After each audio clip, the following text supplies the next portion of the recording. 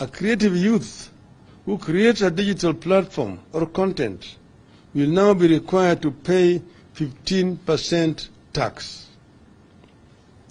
As a country, we will be killing innovation and leaving our youth with too few options, if any.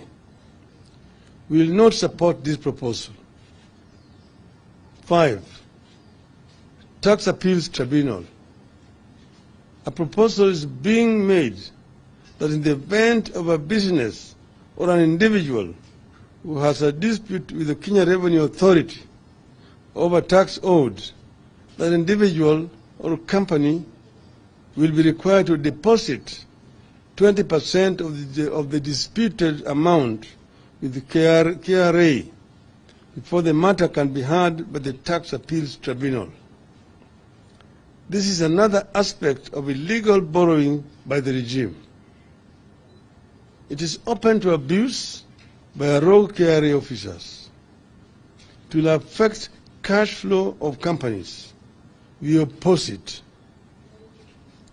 6. Taxation of reimbursements, that is per diem.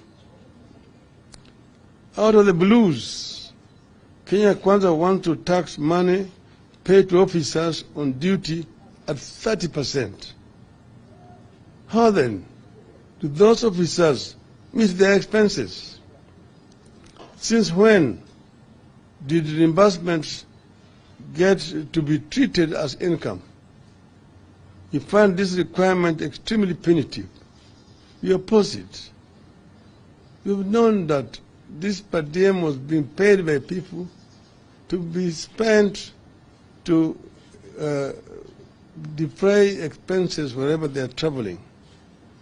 And those costs, the cost of living in those countries has already been worked out by the government. If you are taxing it, you are therefore subjecting these officers to suffering wherever they travel. 7. Taxing trade associations.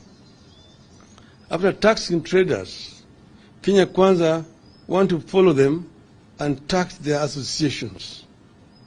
Associations whose duty is to fight for the welfare of members will now be deemed to be carrying out business and be taxed on gross receipts, which will be deemed as income.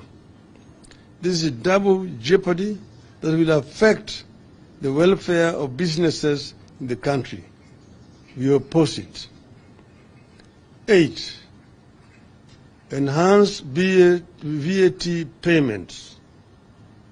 Buried in this bill are proposals to remove from zero rating to tax-exempt pharmaceutical products, agricultural pest products, and even fertilizers.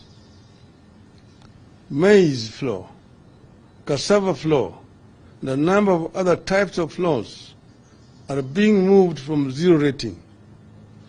Transportation of sugarcane to factories will now attract VAT. The VAT measures proposed by the bill effectively raise the cost of medicines, healthcare, and food, including that of locally produced sugar. It goes against Kenya Kwanza's often stated pledge to subsidize production. We object.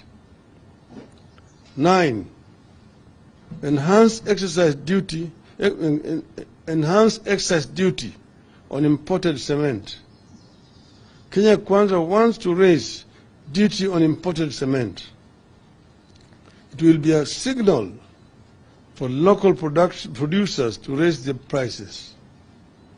This will impact the local construction industry, which is currently the main driver for job creation in Kenya. 10.